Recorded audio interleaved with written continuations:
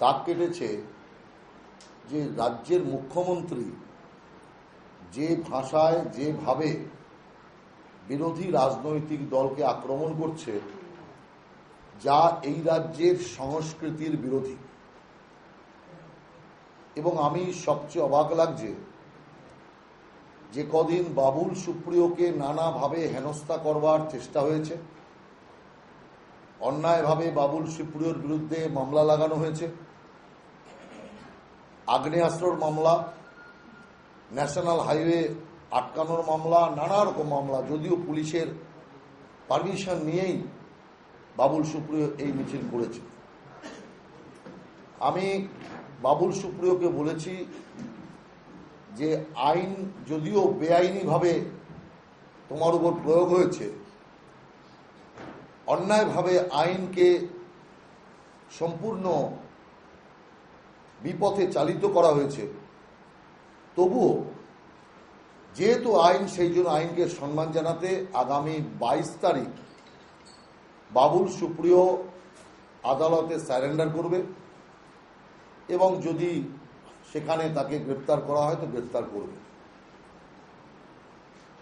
বিষয়টা যেদিকে যাচ্ছে তাতে তৃণমূল কংগ্রেস এখন রাজনীতিটাকে একেবারে বাজারে নামিয়ে নিয়ে আসার চেষ্টা করছে। রাজ্যের মুখ্যমন্ত্রী জয় ব্যানার্জি সম্পর্কে যে মন্তব্য করেছেন, বীরভূমের প্রার্থী জয় ব্যানার্জিকে যে ভাষায় যেভাবে আক্রমণ করেছে, তার নিন্দার কোনো ভাষা নেই। এবং ব্যক্তিগত স্তরে এই জাতীয় আক্রমণের রীতি পশ্চিমবাংলায় কিন্তু ছিল না।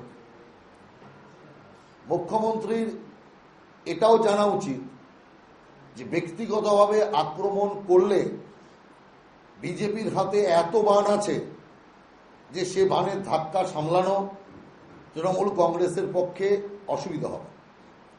কিন্তু আমরা কোনোভাবেই নীতির লড়াইকে, আদর্শগত লড়াইকে, রাজনৈতিক লড়াইকে ব্যক্তি কুৎসায় নামাতে আমরা চাই না। আর সেই কারণে আমরা জনসাধারণের কাছে পরিষ্কারভাবে এই বিষয়ের বিচার চাইছি। সঙ্গে আমি মুখ্যমন্ত্রীর কাছে আবেদনও করছি যে আপনি রাজ্যের মুখ্যমন্ত্রী, আপনার ভাষা সংযম হওয়া উচিত, আপনি সংযমী হন।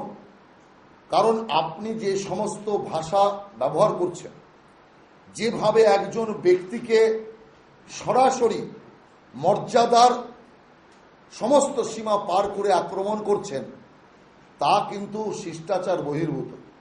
বাংলায় এই জাতীয় কালচার কিন্তু কখনো ছিল না। যে ভাষা যদিও আমাদের বহু বিরোধী, কেন্দ্রের অর্থমন্ত্রী পি চিদাম্বরম, তাকে যে ভাষায় তুই তুই করে তিনি বক্তব্য রেখেছেন, এই কালচারটাকে কিন্তু আমরা সমর্থন করি না। যদিও চিদাম্বরমের স্ত্রী সারদা কাণ্ডের সাথে জড়িত এবং তার বিচার আমরা চেয়েছিলাম, বহু আগে চেয়েছি, এখনো চাইছি।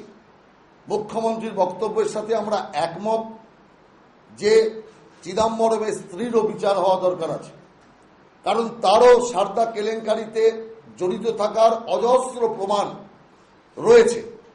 সেই কারণে মুখ্যমন্ত্রীর বক্তব্যের সাথে আমরা একমত। কিন্তু তার মানে বক্তব্য রাখা, কাউকে আক্রমণ করার একটা শালীনতা এবং একটা ভাষাবোধ থাকা উচিত বলে আমি মনে করি। আমরা সঙ্গে সঙ্গে এটাও মনে করি যে সারদা কেলেঙ্কারিতে যে 8 জনের নাম ইতিমধ্যে চলে এসছে, সেই 8 জনের নাম সরকার প্রকাশ করুক এবং দলীয়ভাবে, সরকারিভাবে তাদের বিরুদ্ধে ব্যবস্থা নিক। যে মন্ত্রী এবং নেতাদের নাম, এমপিদের নাম ইতিমধ্যে সারদা কেলেঙ্কারিতে চলে এসছে, তাদেরকে কেন আড়াল করছে? যদি সরকার সত্যিকারেরই সততার পরাকাষ্ঠা দেখাতে চান, তাহলে কেন সিবিআই ইনকোয়ারি আটকে রেখেছেন? ইতিমধ্যে কয়েকটা বিবৃতি তিনি দিয়েছেন, কয়েকটা সভাতে তিনি বলেছেন যে এই রাজ্যে যারা হিন্দি ভাষী, তারা হচ্ছেন এই রাজ্যের মেহমান অতিথি। আজকে হিন্দিভাষী লোকেদের মধ্যে দারুণ প্রতিক্রিয়া হয়েছে। হিন্দিভাষী লোকেরা অপমানিত বোধ করছে। তারা বলছে যে আমরা আমাদের পুরো জীবন এখানে লাগিয়ে দিলাম, বংশ পরম্পরা এখানে আছি, আমাদের যে দেশ ছিল, মুলুক ছিল, যেখান থেকে এসেছি সেখান থেকে সমস্ত সম্পর্ক আমাদের অনেকে ত্যাগ করে দিয়েছি, কোনো সম্পর্ক নেই। আর পশ্চিম বাংলায় এত বছর আমরা এখানে আছি, আমাদের বাবা ঠাকুরদা তাদের সময় থেকে আমরা আছি। কম যোগদান পশ্চিম বাংলায় হিন্দিভাষীরা দেননি, প্রচুর যোগদান পশ্চিম বাংলার উন্নয়নের ক্ষেত্রে হিন্দিভাষীদের আছে। আর তাদেরকে এই রাজ্যের অতিথি বলে রাজ্যের মুখ্যমন্ত্রী হিন্দিভাষীদের অপমান করেছেন। আমি এই পরিষ্কার কথা বলতে চাই, এবং এই বিষয়টির সাথে উনি কয়েকদিন ধরে হিন্দিভাষী মানুষদের বলছেন, আপনারা যদি অন্য পার্টিকে ভোট দেন তাহলে কিন্তু পরবর্তীকালে আইন শৃঙ্খলার সমস্যা হলে আমাদের দোষ দেবেন না। এই সরকার সারদা কাণ্ডেই এই সরকারের মৃত্যু হবে। পরিষ্কারভাবে আমি আপনাদের বলে যাচ্ছি, সারদা কাণ্ডের সিবিআই ইনকোয়ারি হবে। ইডি তো এখন শুধু একটু খোঁচা খাঁচা দিচ্ছে, একটু খোঁচা দিচ্ছে, তাতেই এই অবস্থা। আর সিবিআই ইনকোয়ারি যখন সুপ্রিম কোর্টের নির্দেশে, সুপ্রিম কোর্টের তত্ত্বাবধানে শুরু হবে, ইনকোয়ারি কতদূর পর্যন্ত যাবে সেই আন্দাজটা আর কেউ করতে না পারলেও তৃণমূল কংগ্রেসের নেতা নেত্রীরা, রাজ্যের মুখ্যমন্ত্রী করতে পারছেন। সেই কারণে যে কোনো মূল্যে সিবিআই ইনকোয়ারিকে ধামাচাপা দিতে হবে।